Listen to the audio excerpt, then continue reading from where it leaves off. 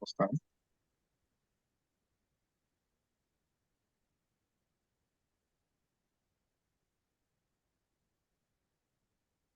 Yes. Hello. Good Hey, morning. yeah, good morning, everyone. So we'll be starting the session right on time. We'll just streaming live on YouTube. So today we'll be covering the Caltech Cybersecurity Bootcamp program review, and we'll be talking about how you can fuel your 2024 cybersecurity career for success. Yeah. So we'll start the session. Let me just quickly take you through a few ground rules here. Before that, I see a lot of folks are sending us hello highs on the chat here.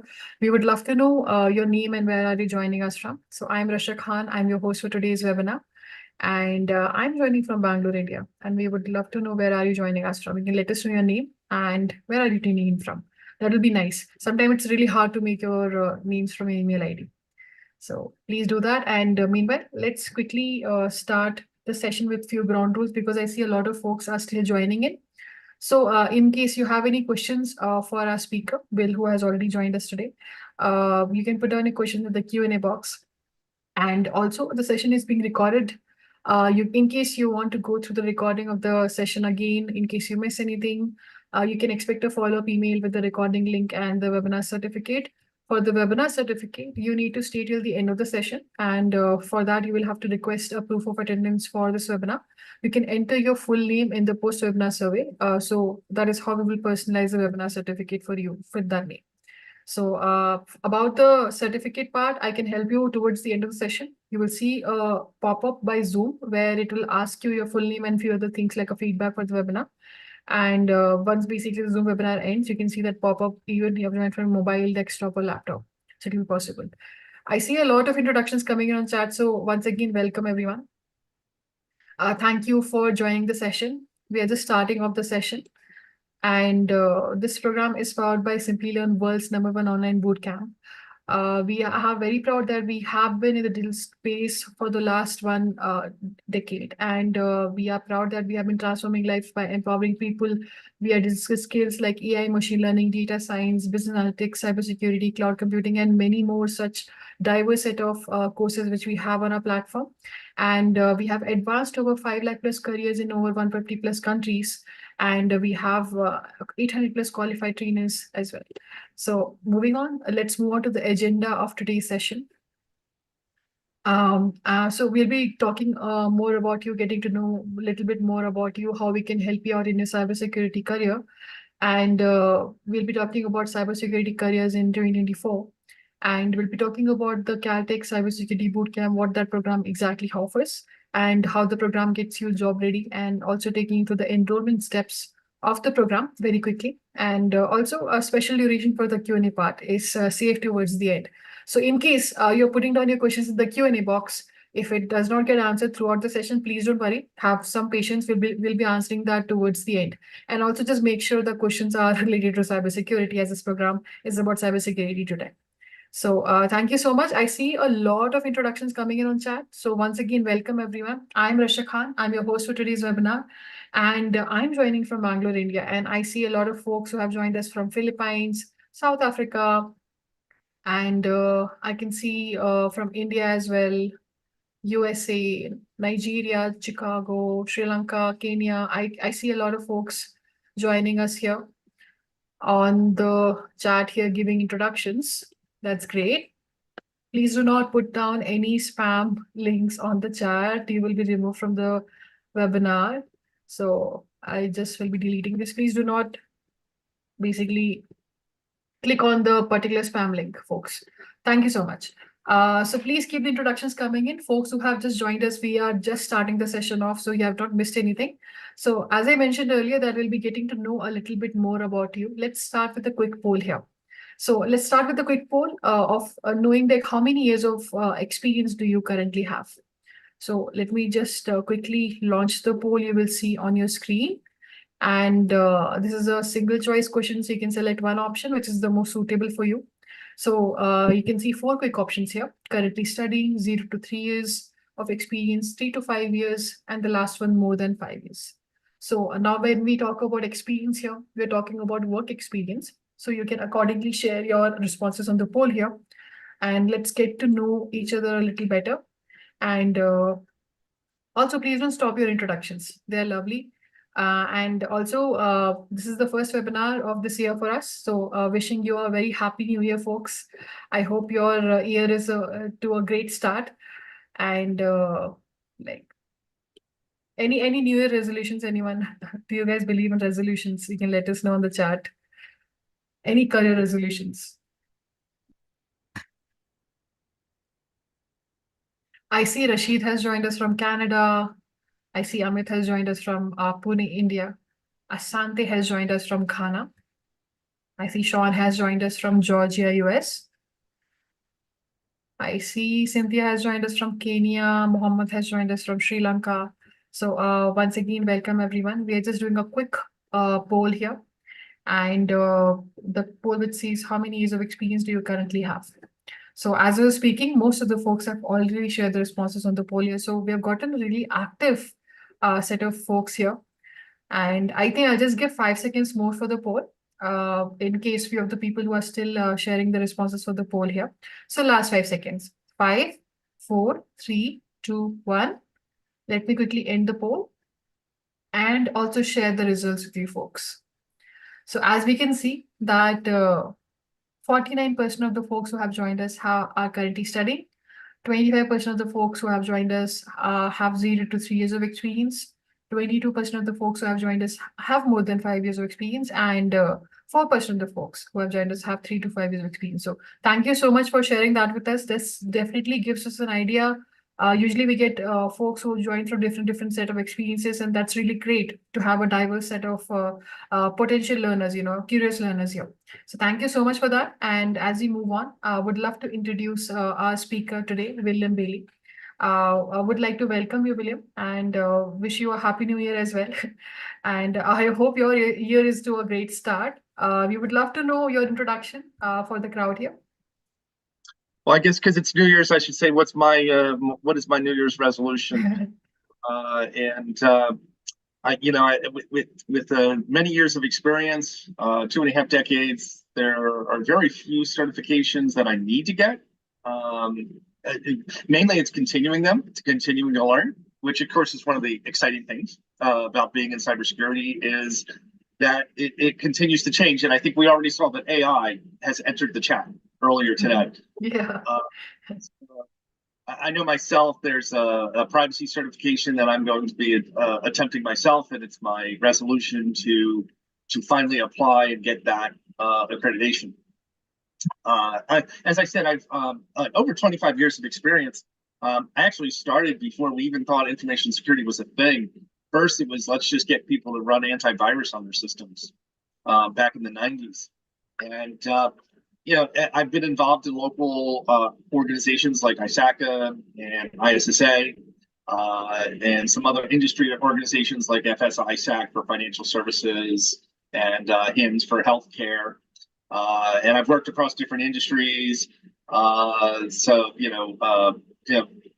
Your telecommunications, your payment providers, your retailers, a lot of third-party support, stood up information security programs, and had to, you always use your cybersecurity skills, even when you're in that executive suite or that director type position, and dealing with regulators. You still have to understand all the nuances of cybersecurity. So I'm looking forward to a great session with everyone today, and hopefully, people are like, well, why should I get into cybersecurity? Why is that good for me? It definitely, the one thing I always say, you will never recite the Dunkin' Donuts man who says that it's time to make the donuts. Or the time to make the donuts. No. Cybersecurity is not like that at all. In fact, those of you, if you've been on a previous session, we have to change this up every month. Every time we do these sessions, we're like, nope, there's more stuff to talk about. There's new stuff to talk about. So, well, there'll be a link for replay, I believe so, yes. But you'll want to sit here if you can, because then you can ask the question live. Definitely. Thank you so much, William, for introduction. And definitely, there's always new stuff to talk about in cybersecurity. Definitely, again, we have few interesting things lined up and few updates as well, which we'll be talking about. So as we move on, let's start with talking about careers in cybersecurity in 2024. So let's start with how cybersecurity is vital in our business and personal lives. Well, how is cybersecurity vital? I mean, you can read the screen here, and it's kind of good that back in 2021, we finally saw that the CISOs and CIOs came to the realization that they had not fully mitigated the risks. Because what that meant really was before 2021, there was sort of that head in the sand, like that ostrich with the head in the sand kind of mentality, or the nope, I got it done, or nope, it won't be me. Nope, I don't have to worry about it. I've done everything I need to do. Or the ever popular, which I always cringed when I heard it, I'll just pay the fine. Well, the fines have been increasing. and and part of it is because we're connected at all times. And we're using technology more and more. Like if you go to open a bank account anymore, they used to give you at least 3 to 4 checks with that bank account. Now go to your bank, open a checking account, right? If you even go to the bank, because they really would rather you do it online, and they shove a tablet in front of you, and they ask you to do everything on the tablet and to take all your forms on an electronic format. And you don't get those checks anymore either, because they're like, well, no, because you have an ATM card and you have this, Apple Pay and Samsung Pay and, Yahoo Pay, whatever. You've got all these different payment apps. So, yeah, we don't give you paper checks anymore. Did you want those? That'll be $10, right? So, I mean, because we've gone so digital. And of course, in our lives, right? Who has a car that is newer than 5 years old? If your car is newer than 5 years old, you are driving a rolling computer that is probably phoning home every day. And I say kind of that distinction there, because you had cars with black boxes for years, and it would record what you were doing, but now it's reporting it back upstream. I drove one of those Tesla cars last week, and I'm walking around the car. I, as the cybersecurity and privacy person, am driving around the car going, oh, look at all those cameras. All those cameras on that car that are live. And then when you're in the car and you sit and you look at that dashboard, you're seeing pictures of all the cars around you. And remember, when you got in the car, what did it tell you? That it's recording the data, and it's sending all that data, and it's sending it to Tesla or whoever your car is. So all of these systems now with these enhanced integrations, yes, it's going, right? The data is being shared. And so the whole mobile, and Internet of Things. I also follow healthcare. We've got those continuous glucose monitors that are monitoring blood sugar. We've got the sleep apnea treatments that are inside of people. You've got your thermostats. You've got your doorbells, your cameras, and everything. And and of course, cybersecurity has gotten to the point where everything connects, and it connects to the internet, and then everyone else connects to the internet. So yeah, it's totally integrated itself into our lives. Totally agree to that. While you were speaking, we got a lot of career resolutions as well from the folks on the chat here. Maybe if you get time, we can go through that as well, William.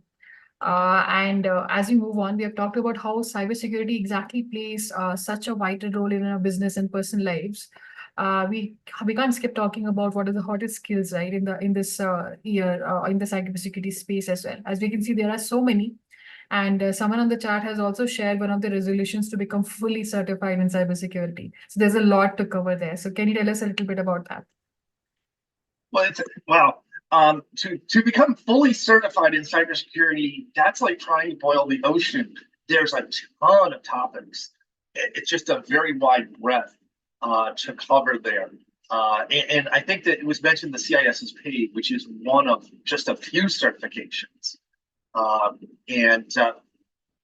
Because you could be an expert in artificial intelligence or cloud security or threat analysis, and or you could be business continuity. Like I tend to like the compliance and the risk, data privacy and security. That's sort of my thing. That's that secure by design type of approach, because if you don't put it in there, it can't be breached if it's not there. Big fan of that myself. Internet of Things security. There's so much that you can specialize in, and I think one of the things that makes this, I'll say right now, this program unique is that it gives you that foundational knowledge. So then you could choose where you want to go, because like you can say, I want to take the CISSP, but you need to have like 5 years of experience to get your CISSP. I think there might be a waiver to bring it down to 4 years, but to be CISSP certified takes like up to 5 years. And it's still, it covers a wide spectrum, but it doesn't cover everything, and it doesn't make you an expert in everything. Although that's what's great about cybersecurity, is that you can take your foundational knowledge, and as you're going through, you can find things that you like, and then that becomes your niche that you delve into or drive down into. Thank you so much, William, for sharing about the skills which will be in demand in cybersecurity space in 2024. There's a lot we can talk about, obviously, but let's talk about these career paths as well, with these skills open up in cybersecurity in 2024. Yeah, if you're looking at cybersecurity career paths, earlier in the chat, I saw someone mentioned the CCNA, and that was a network associate, Cisco certified network associate. Now, Cisco has some certification security designations that are specific on the security aspects of Cisco devices, and that would be one of those niches that you could pursue. I'm looking here. I see someone that says they want to be CISA certified. Well, those are those auditors. And I got to say, as someone I'm an ASACA accredited trainer through their program, and I like it when I run into auditors who actually have a cybersecurity experience, who have done some time in the trenches, that are not just looking at a series of questions. So yeah, even auditors can benefit from a cybersecurity background, because you'll be sitting, well, is the data backed up?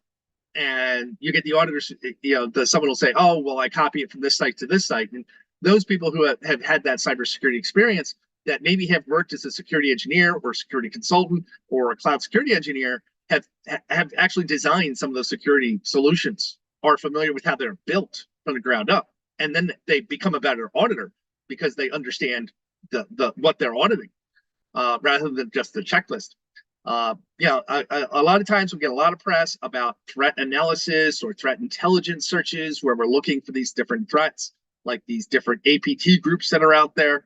And pen testing, of course, the ethical hackers, who, really they're taking all those skills that you have from that the malicious actors are going to use, but they use it for good for an organization.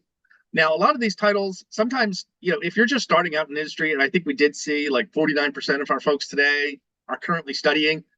Yes, you may start your life in your career as that security operations center analyst or SOC analyst, and that's because you're in the trenches. You're looking at events, you're looking at logs, and then as you gain your experience, you figure out, do you want to do the incident response, or do you want to do the forensics?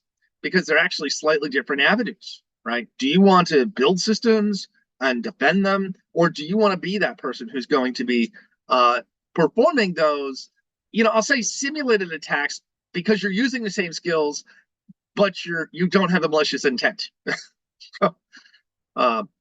And you could take these different paths, however you want to go.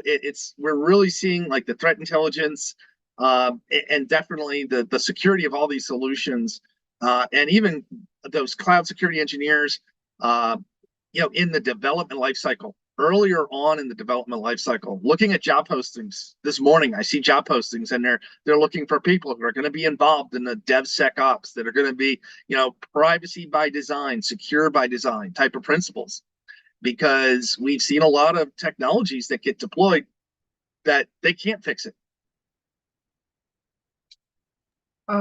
Thank you so much, William, for sharing with us the career paths here. We are getting a lot of questions on the chat here, but I would request for folks, I see a lot of new folks have also joined in the last 10 to 15 minutes. So you can put on your questions in the Q&A box, folks, because we are getting a lot of messages on the chat. We might miss it. So please make sure that whatever question you have for our speaker here, please put on in the Q&A box, and we'll be taking your questions, whenever we get the time. So moving on. So what exactly is changing in the cybersecurity space for 2024? There are so many things which are upcoming, but maybe can you take us through like a few of them which we can see here? Those are the top 5 in demand. The cybersecurity space, what's changing? I joked earlier about AI has entered the chat because we had someone who's using an AI bot to monitor the chat, and I saw the little board pop up. And yeah, we're seeing AI is being used for all sorts of things. But it's really funny because AI in the academic circles, it's just making things up every so often. We're seeing malicious actors are using AI, and they're using AI's creativity. And of course, I'm the privacy person who, the minute you put something in someone else's system, it can be used against you. The artificial intelligence can lead to some great business results, but we all need to be careful what we're doing with it and realize that the threat actors are using it also. Supply chain, when you buy a product, it's not all written by that company. And there are, with any software product, there are core libraries that or components that maybe it's part of the operating system, or it's part of the development package, or it's some open source component, or it's some widget. Well, you know what? It's not like taking like a box of cereal and turning the side of the box of cereal and seeing what the ingredients are. So then you're like, oh my gosh, do I have Log4j in my environment? Well, did you know that VMware had Log4j? We didn't expect to see it there. Well, why did you? Oh, well, because it was an easy logging utility, right? And then it's like, oh my gosh, if someone finds something in that issue, then it can further down the line. And we've seen supply chain issues with software and hardware, and it's just going to continue now because it's a very powerful impact. Just imagine if you could somehow inject yourself into the Apple or Dell or HP manufacturing process. That would be, because now, if you could inject yourself in the right place, you've injected millions of devices. And if you can get it at the ground level, so to speak. And the ransomware is becoming more and more robust because it supports itself, literally, because you get infected, right? You get attacked, you get breached, you get infected, you get encrypted, your data gets exfiltrated. And what do? You pay them. So what did you do? You just handed them the power to come back and hit someone else. So it's very self-fulfilling. As ransomware, it is a great business model. It just continues and continues to go. And so that's why we're seeing the laws change. And we'll talk about one, and actually an example of how the laws already taken effect. And one of the changes, like I said, 2.5 decades ago, we had to convince people to load antivirus.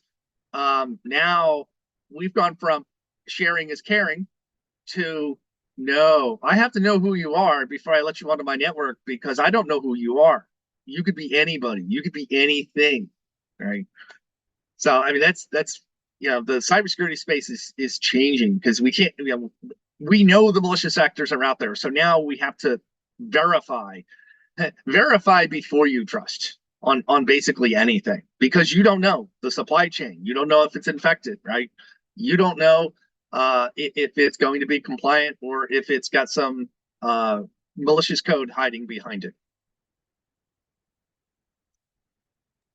Thank you so much, William, for taking us through what's changing in the cybersecurity space in 2024. Those are some interesting, basically changes to look forward and updates to look forward to. Also, let's talk about one of the examples here, right? The 23andMe breach. And this is, every time we look at this and say, oh, how is the cybersecurity career changing? We're like, well, this is on the news. And this is one of those, you sit there and you look at your news and you're hitting 23andMe. They had a breach. And this is playing out very interesting because they've got 30 lawsuits on them so far.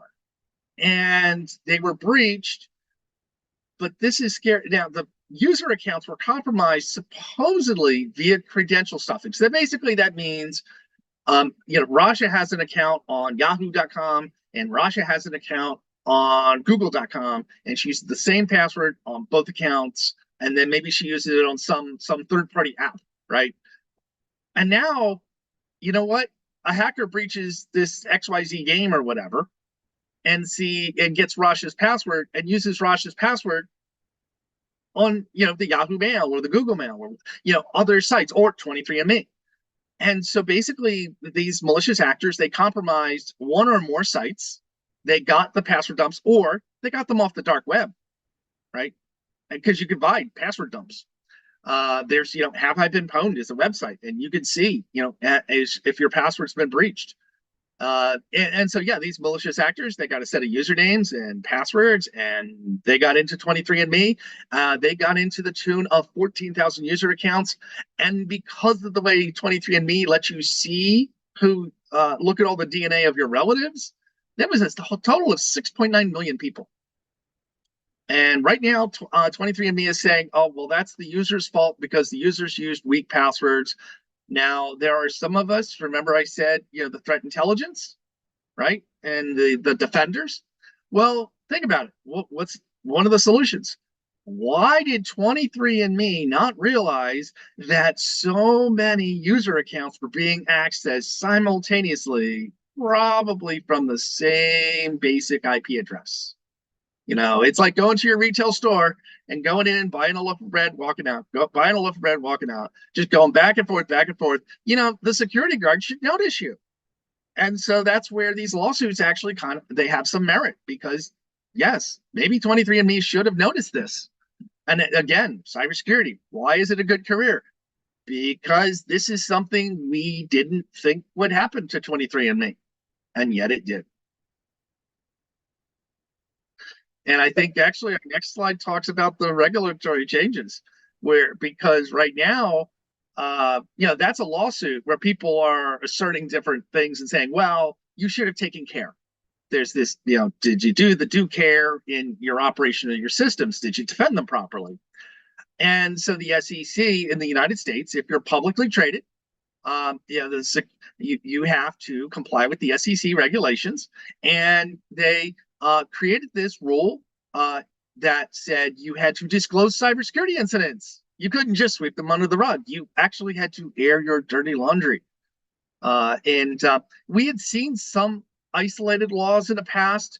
We would see usually protected health information in the United States. In the European Union, we saw a lot of legislation. But it was and outside of that, it was kind of hit or miss in the United States. This is the first one. If you're publicly traded, this is now going to apply to you. And you have to disclose you have to disclose in your annual 10Ks and your 20Fs. And there's a Form 8K that actually had to do as of December 18th of last year. And if you're a smaller company, you get an extra 180 days. Those are they're publicly traded, but they're a smaller company. They get it like a little on-ramp, if you will. And this is across the board, right? And it's this is good in a way, because I see the question here says, are the EU laws representing cybersecurity? The European Union has GDPR, which greatly affects. It's privacy focused, but it helps address some of the cybersecurity concerns, because usually a cybersecurity system is breached because of the sensitive data in it, which is usually about people, persons. So that's how GDPR does help quite a bit with cybersecurity, because now, well, although it's a privacy law, you can't have privacy without security. And that's one of the fundamental things. You start with security, and then and it's impossible to get to privacy unless you properly secure it. It's like imagine if your doctor's office, whether it's paper or cyber, or technology-based records, if they have all these records in there, but they don't lock the front doors, well, you don't have security, therefore you don't have privacy, because it would be impossible. And so this is great, because it's now, if you're publicly traded in the United States, this applies to you. Wonderful. Now, guess who gets to be first up on the list? Yep, we have our first winner. Welcome to 2024. 2024, we have the first contestant on the disclosure is yours. And it's who was it? Oh, it's this little tiny company that nobody deals with, Loan Depot. I think, Russia, it's on the next slide. We're like, this was that last minute. We're like, yep, here. Are we going to have one? Yes, we do. Last month we had a little mortgage servicer that was Mr. Cooper, which is a friendly name for Nation Star. I think at this point, I think they were happy to do it before this 8K was mandatory. Loan Depot, they sponsored like I think a race car and football stadiums, athletic stadiums, things of that sort.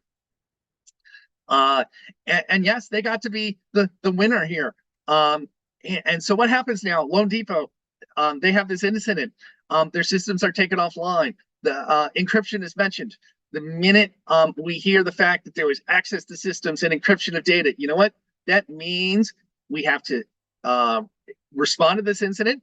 We have to stop the intrusion, and B, we have to perform forensics to see where did it start, right? We have to get to the root cause. We have to figure out how many systems are damaged, how many we have to repair. And I was reading one earlier this week. They actually talked about somebody doing a cyber breach internally. I don't know in this case yet. So it could be internal or external in the case of Loan Depot. And that's, you can't even trust your own people now. And this impacts the business, and that's why cybersecurity gets great attention, and that's what makes cybersecurity a good career to go after, because now the customers have to call to schedule their loan payments. Customers can't go to the website and just tap a few keys and make a loan payment. Now the customer has to call, and if the customer calls to make a loan payment, now the Loan Depot has to have somebody to answer that call, right? And of course, these customers are going to be irate. They're going to be quite upset.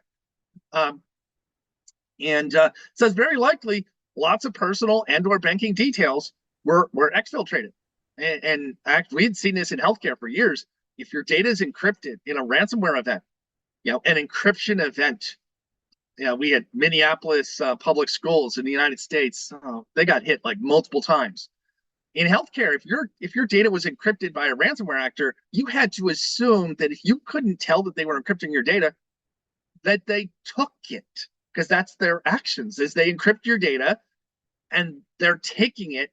And once they have it all, then they tell you it's time to pay if you want it back, because your data's already left the building.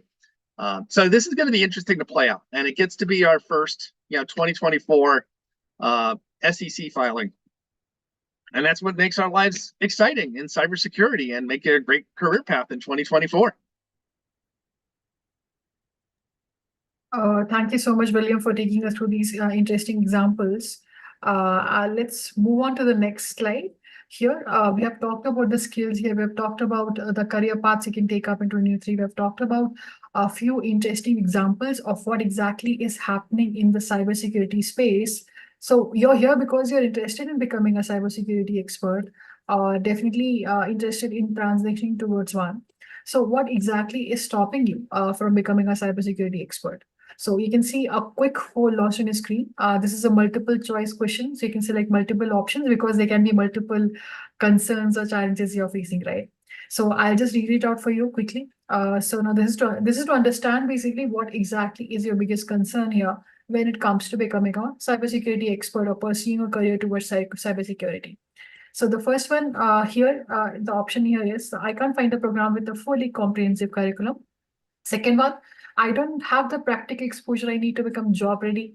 Third one, I find it difficult to learn from pre-recorded videos. And the last one, my work schedule won't allow me enough time for learning. So as I was speaking, I see folks have already started sharing the responses for the poll here. So like for a few other folks who are still sharing the responses of the poll, in case these options don't cover your challenge or the concern you have in terms of pursuing a career towards cybersecurity and becoming a cybersecurity expert, you can let us know in the chat or in the Q&A box as well. So what is your concern or what is the challenge you are facing? So please don't worry about that in case it does not cover your response. And while you were speaking, William, we have gotten plenty of questions in the Q&A box as well. Maybe you can just give it a look through once. We definitely will be answering your queries in some time when we take up the Q&A part of the session that is towards the end. So please don't worry. In case your question is not answered yet, we'll be answering it towards the end. So please don't worry about that. Meanwhile, folks, I see a lot of you folks still sharing your interesting questions on the chat here. So the thing is, as you can see, there is so much bulk volume chat, going on. So we actually might have missed your query or question there. So please do go and put on your questions in the Q&A box. You can easily navigate that beside the chat box here. So let me know if you have any confusion about that. Awesome. I think a lot of folks have a few questions about the program as well. I think about the labs. I think someone has asked, like, we'll be showcasing them the learning environment.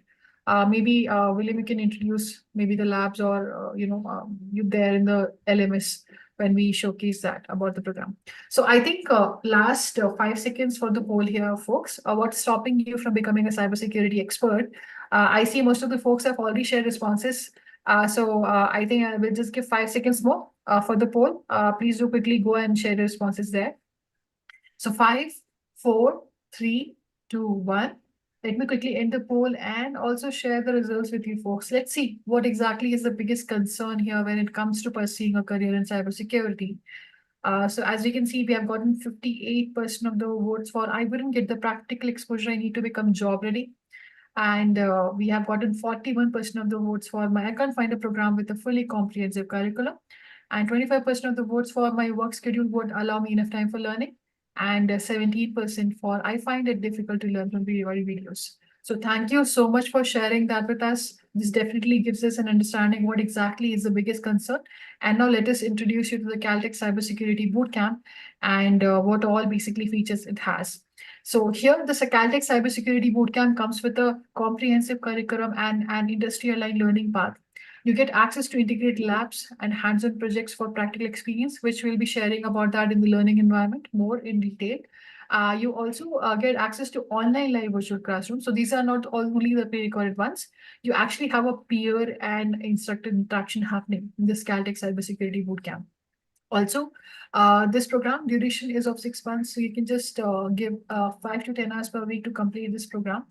And this definitely makes it flexible to fit your schedule for people who are working professional or already are studying something. So and overall, you get a Caltech CDME Bootcamp certificate, which you can see on the screen here by California Institute of Technology, Center for Technology and Management Education. Also, you get hands-on projects and integrated labs, which we talked about. We'll be talking more about that. You receive up to 26 CUs from Caltech CTME. That is equivalent to 260 hours of learning. So that's pretty great. And a Caltech CTME circle membership, which definitely gives you an access to the alumni circle of Caltech, and also career assist services by Simplilearn, which we'll be talking about towards the end of the program, and also an online convocation. So now the interesting thing about online convocation is you cannot just invite your closest family or closest friend. You can also invite your basically far relatives and far friends as well, and they can attend your online convocation by Caltech, and that definitely makes it pretty interesting, to be able to share it with everyone possible. Now let's talk about the Caltech CTME advantage here. So the California Institute of Technology, Caltech, is a 130-year-old institution. Caltech is the home of alma mater of many Nobel laureates, and it constantly ranks in the top 5 universities worldwide. Having a Caltech CTME basically on your CV is a prestigious accomplishment recognized worldwide. Also, we will be taking you through the learning environment of the Caltech Cybersecurity Bootcamp. We'll be talking about a lot how you can manage your curriculum, the live virtual classroom, how does it look like, the labs projects, the capstone project overview, and also the community. Like there are many things which we can showcase. I think, William, maybe you can help us with that by showcasing the learning environment of Caltech Cybersecurity Bootcamp. And that will definitely give them good idea about what exactly happens once you take up the course. All right, so let's hopefully that transitions to my screen there, and everyone now should be seeing the learning portal. I've logged in, right? And you log in to the lms.simplilearn.com, and you can see the different programs that you may be enrolled in. And being that I've been a trainer for Simplilearn for, gosh, I think it's like over 10 years now. Why are we not seeing it? Let's try this again. Oh, I will have to stop sharing. I'm so sorry. I've stopped sharing now. I think it should Okay. be visible, folks, for everyone now. Please do let us know on the chat if it's visible. Okay, all good, all good. Yeah. That's weird. What am I sharing? Hopefully, what? Yes, it's says- visible. It's visible now. Will you carry on? Okay, good, because I didn't see the green square. You know, we talk about software chain, right? I think Zoom keeps changing features. So, all right, so I log into the LMS, right? And I can see the different programs that I'm involved in if I'm involved in multiple programs.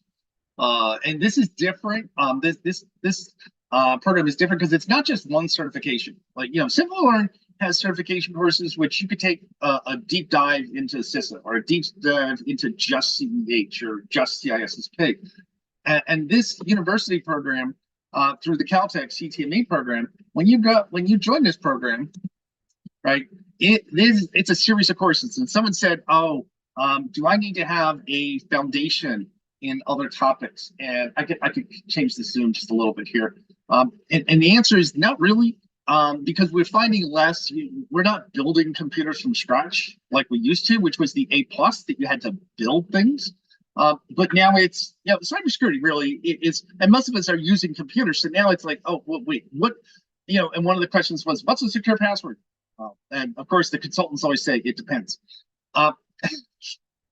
Because you want it to be secure, but you want it to be easy. Because if it's easy and hard enough, but not too hard, because if you make it too hard, then people write it on a Post-it note, and then you've just defeated the whole purpose of having that super hard password. And that's one of the things, as an example, that we would make sure we talk about. And we talk about some practical examples, and we talk about how to create secure passwords in some of these courses as we go through. It's a series of courses that you go through. And so initially you go through the introduction. You're understanding the foundations of cybersecurity.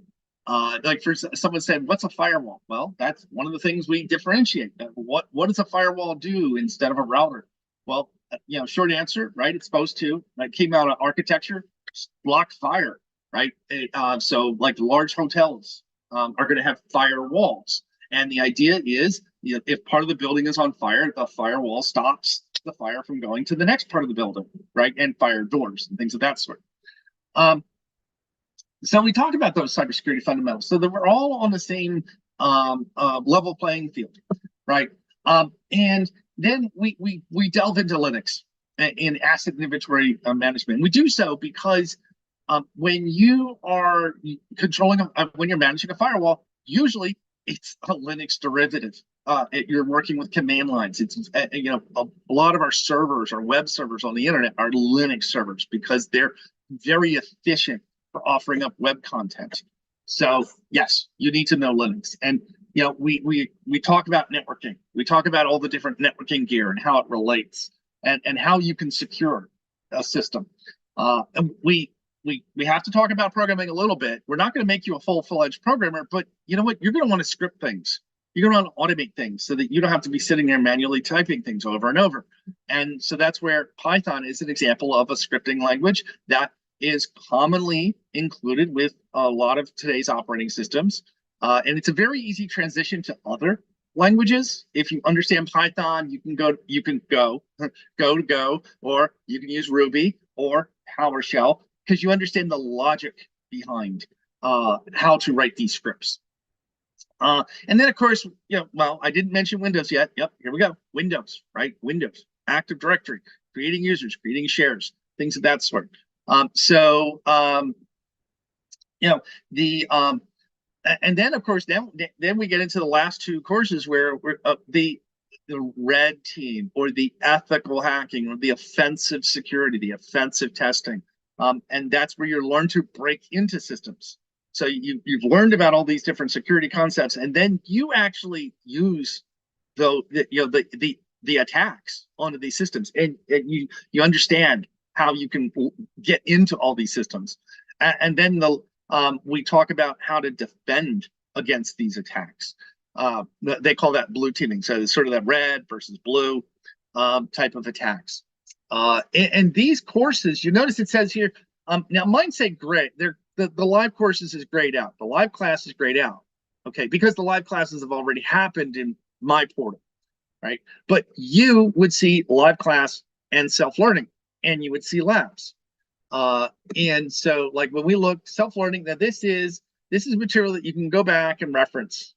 But it's a live class, typically 3 hours a night, 2 to 3 hours a night for 3 nights a week.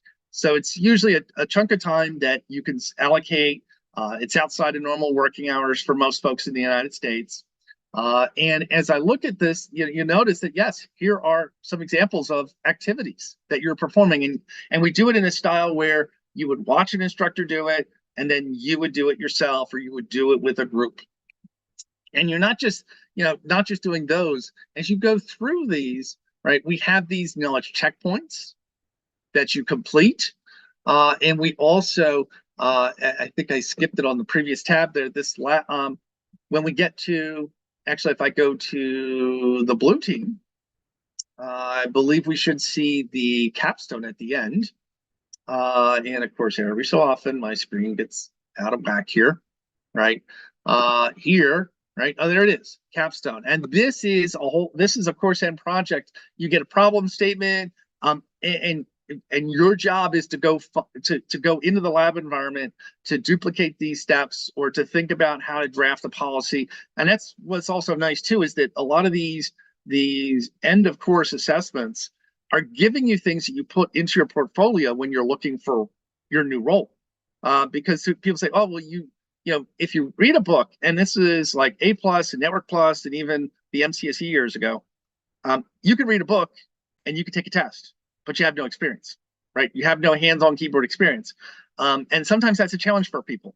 So that's where these simulations, you're creating an output, a document that you actually can put in your portfolio. And then when you're applying for work, yes, it's not just I took an exam, but I have experience and I produced these artifacts. And I still get asked for artifacts. Give me an example of a policy. Give me an example of a report. Even at my level, I'll be asked every so often for these kind of artifacts. And so it's really you're getting hands-on experience because these labs that we're working with, and in this particular course, you see, we have 2 sets of labs, right? And when I look at just the first lab here, right, and I want to make sure, I'm clicking on it first because I want to make sure it didn't time out on me. I've got a timer here. I'm in this lab for the next 3 hours. It looks like 2 hours and 57 minutes, right, is left. But this is fully functional Kali in this case. This is Kali Linux, and it's fully functional. Don't use it for commercial purposes, but this is not, like those animations that used to sort of simulations that you had in the past. No, if it's something that you can do in Kali, you could do it in here. It's a cloud-based installation. And if you totally, if you go off the rails for some reason, look, there's that reset button right there, right? You can just reset it, go back, and it'll rebuild it, and then you can go through the steps. And like I said, you see 2 tabs here, and you notice that you've got, really, in this case here, there's 3 individual machines that are part of that set. So it's 2 sets of multiple machines that are all on this test network. And so people say, do I need to buy a computer? No. Do I need to learn how to load all this software? No, because a lot of times you're going to be working with systems where this is already done. That's something, it takes a lot of time. And when you're trying to focus on, like, Metasploit as an example, when you're looking at ethical hacking, just give me Kali Linux, because I'm more than likely just going to download Kali Linux and walk through those steps. So the actual popping a CD in the drive, it's kind of quaint these days. And that's where someone had said A+, do I need that? It's less of an issue now. Because really what we're looking for, people use computers all day long. What we're looking for oftentimes are the cybersecurity, the security incidents. Just think back to the security incidents at Uber last year, and who was it? Okta. What was it? Uber and Okta over the last year. right? It boiled down to somebody giving away a password, and getting into a system. So we know how to use computers. The malicious actors know how to use computers. So, so again, when I look at these, you notice that all of these courses, we have certificates. Now, of course, my certificate is locked because I'm a trainer. It doesn't mark me as having attended a course. But you attend 80% or more sessions of the live class. So you don't have to attend 100% to get the certificate, but you do have to attend the vast majority in order to get that certificate.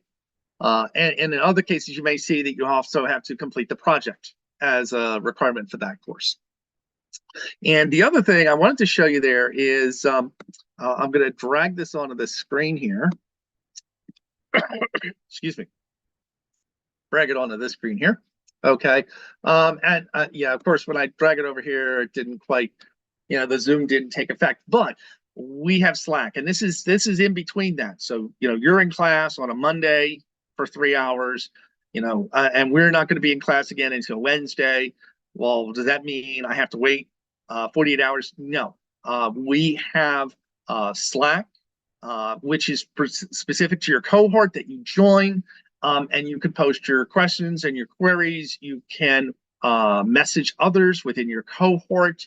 At the top of this forum, I believe we usually put a link at the top that allows you to schedule time with the faculty, such as myself. So it's that nice mix of, you get the live 2 to 3 hours a night, but then you also have access to your faculty, your trainers, in between class sessions, and we can actually, right, we can hop on a huddle if we want to, right?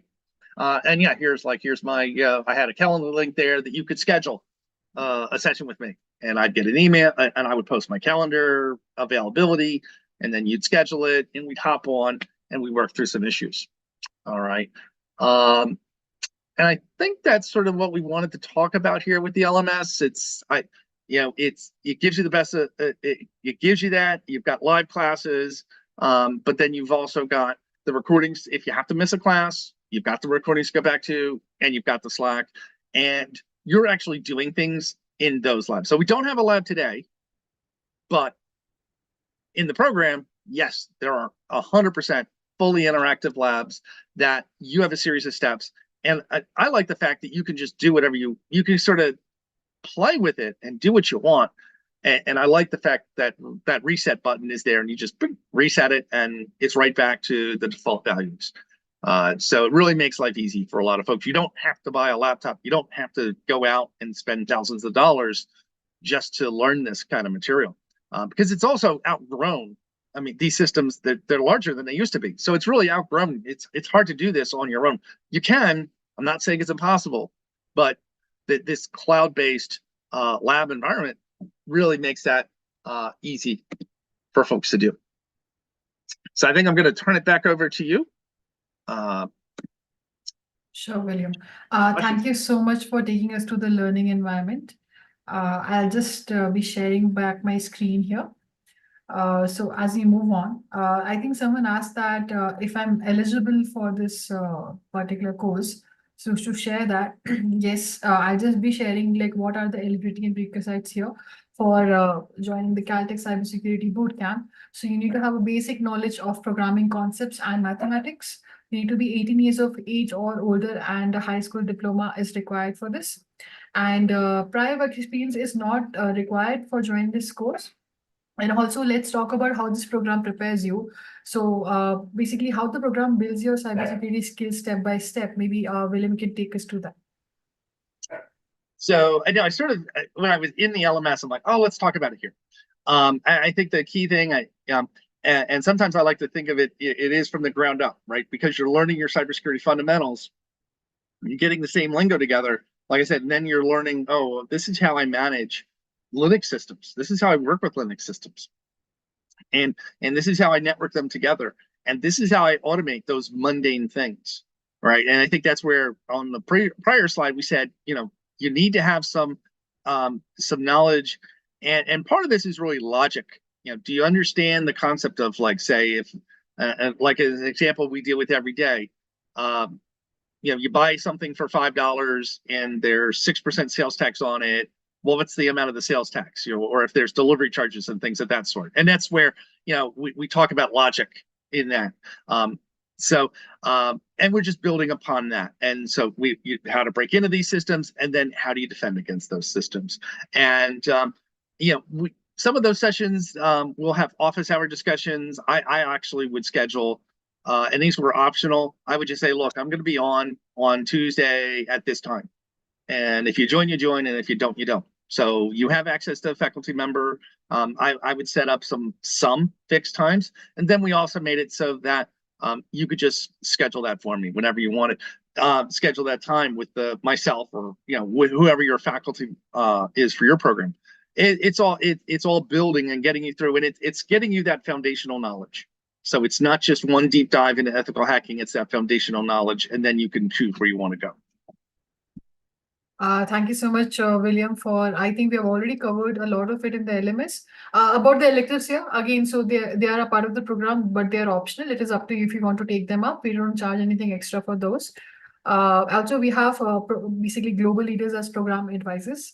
Rick Effner here, who's the Caltech CTME program director with over 40 years of experience in systems development and has served in academic, industrial, and research positions. Basically, make sure that Simplilearn is delivering as per Caltech standard. And also, let's talk about the learner outcomes here. So the previous classes have consisted of learners from world-class organizations and diverse industries. Industries like IT, software product, BFSI, healthcare, and many more.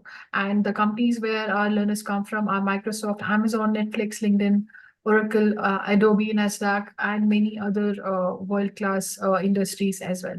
Also, the job assist services provided by Talentic. We have partnership with Talentic here, where you get access to the job portal Resume Rabbit and a resume review and rewrite services from Top Resume, and a one-on-one interview service as well from Top Resume. So through this, definitely enables struggling job seekers, with professional resume writing, professional CV writing, and also interview preparation coaching as well, which is definitely required once you're done with the program.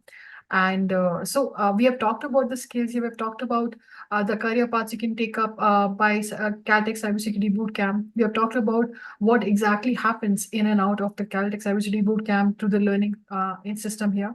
So we would love to know, are you interested in enrolling into the Caltech Cybersecurity Bootcamp? You can see a quick poll launched on the screen here. You can select the option yes to share your interest towards enrollment into the Caltech Cybersecurity Bootcamp. And we'll be talking about the enrollment steps of the program and moving on to the Q&A part of the session. So as I was speaking, there was a rapid increase towards yes, so that's great.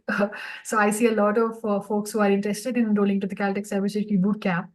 But I think we'll be talking about the cost of the program and also the upcoming cohorts. And answering questions related anything to the program, please do let us know in the Q&A box, and we'll be answering your query. If you have any questions about the Caltech Cybersecurity Bootcamp as well, please do go and put down your questions right away for folks who have already shared interest towards enrollment, which I see a lot of you.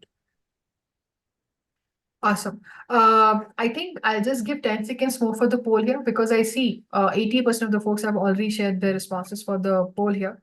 But I think let's give some time for folks who are still thinking about it.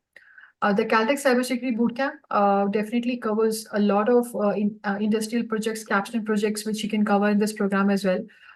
Capstone projects definitely help you showcasing your experience here for someone who does not come from a cybersecurity field, which I see a lot of questions, which I see on the Q&A box, that a lot of you folks are trying to transition into cybersecurity.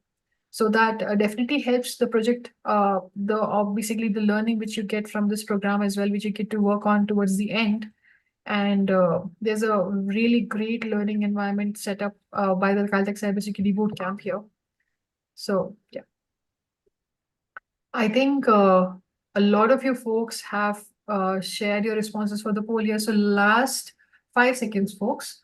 So are you interested in enrolling to the Caltech Cybersecurity Bootcamp? You can see a quick poll in the screen. You can select the option yes to share your interest towards enrollment for the program. And we'll be quickly moving on to the enrollment steps after this and the Q&A part of the session. So last 5 seconds. For folks, every time I'm speaking, they are actually going and voting for yes. So that's I'm giving like extra 5 seconds because I see a lot of new folks are also responding. Most of you I can see have already shared your responses for the poll, which I see on the chat as well. Yes, that's great. I hope you have shared your responses for the poll as well.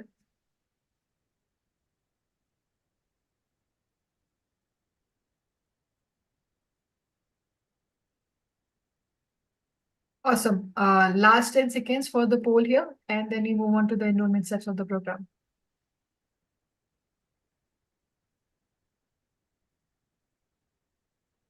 I see a lot of you are putting down your questions here in the Q&A box.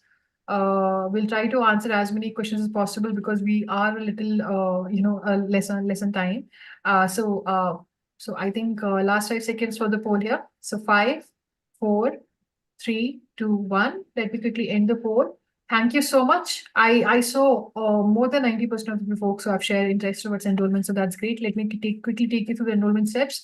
Meanwhile, maybe Bill, you can quickly browse through the Q&A questions here and answer them if possible, because we are a little tight on time here. So enrollment steps are pretty easy. 3 simple steps here. You need when basically you get a call from the Simplilearn's learning consultant. You basically will be taking you through these 3 simple steps you need to follow.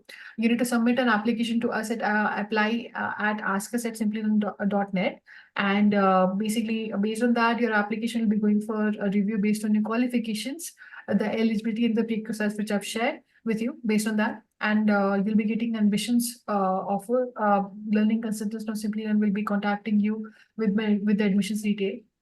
The program schedule, the next cohort is basically going to get announced. It will be around Feb and March 2024. And the program fee for the Caltech Cybersecurity Bootcamp is $8,000. And also we have EMI options available as well. In case you're looking for financing options, it is available for as low as $74 per month. You can also ask your employer about tuition reimbursement as well. In case you're a working professional, you can do that as well. Also, we take a very limited, basically a set of folks per cohort. So we only take 25 to 30 folks per cohort in order to make sure you're getting all the attention that is required when you're taking up this course. Also, as I mentioned earlier, in case you have any doubts or have any queries, you can always reach out to us at askus@simplilearn.net. I'll be sharing our email ID after this. So now, a lot of you folks who have already shared interest towards enrollment, which is a lot of you. So we would love to know how soon do you plan to enroll into this program. So you can see a quick poll on your screen. This is a single choice question poll.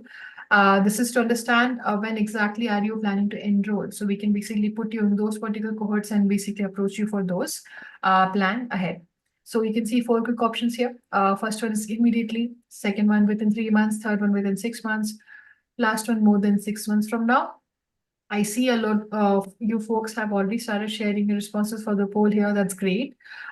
This is especially for the folks who have shared interest towards enrollment, which is a lot of you. So please make sure you answer this question. This will definitely give us understanding when exactly do you want the admission and which cohort will you fit in for in this year. I'll just give 10 seconds more for the poll before we move on to the Q&A part of the session.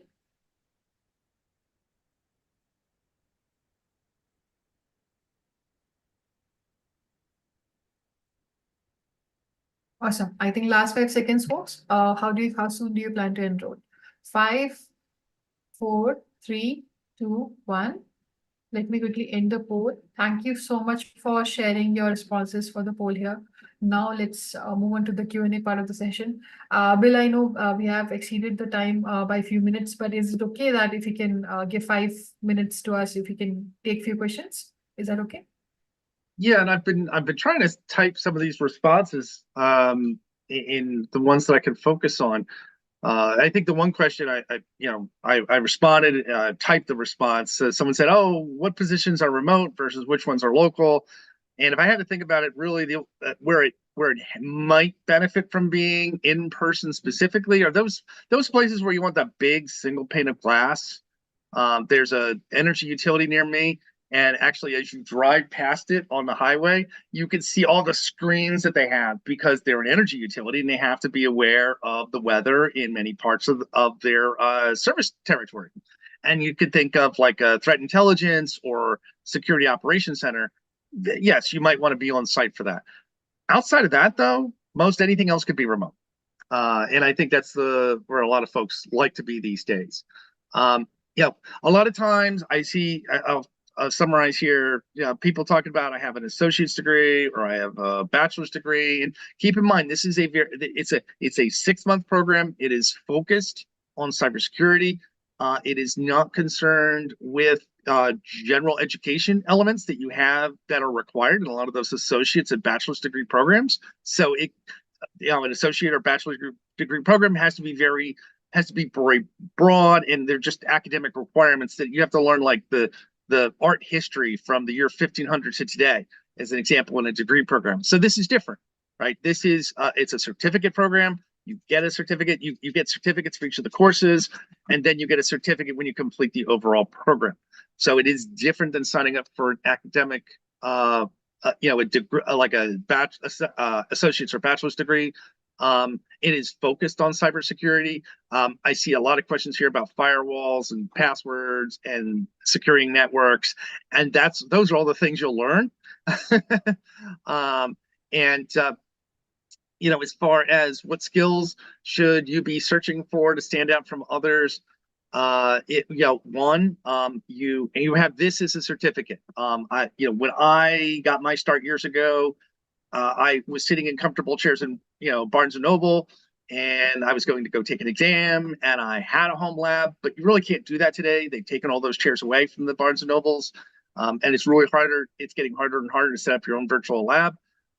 And so that's where you can say, oh, I have a certificate from, Simplilearn, Caltech, CTME.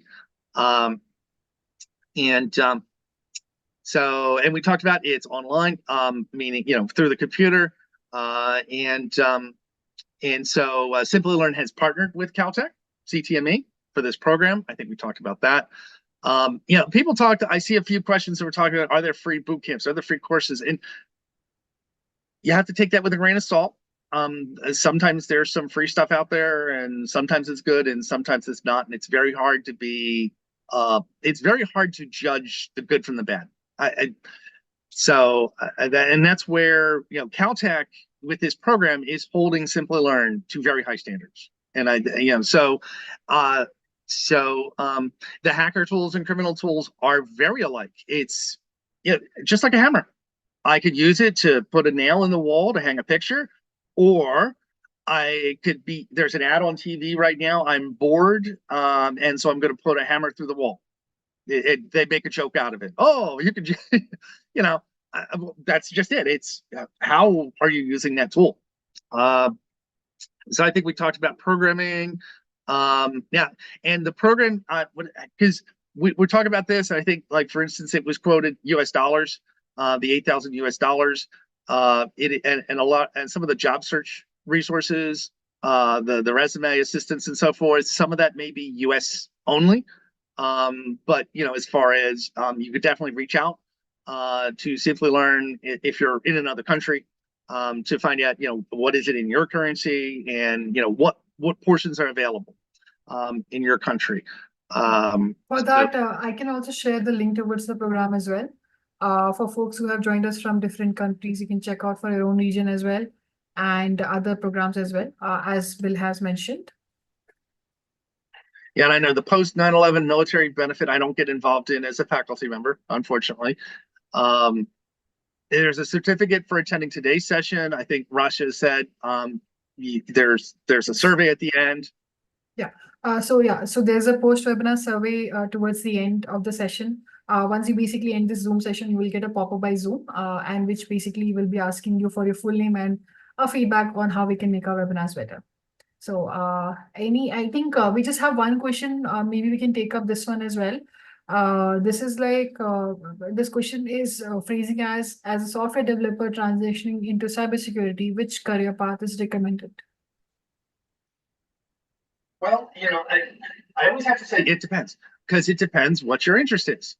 There are some folks who want to make an abrupt change. And I actually know someone who did the reverse. They went from being a blue teamer, defender of systems, and actually became a developer because that was their interest.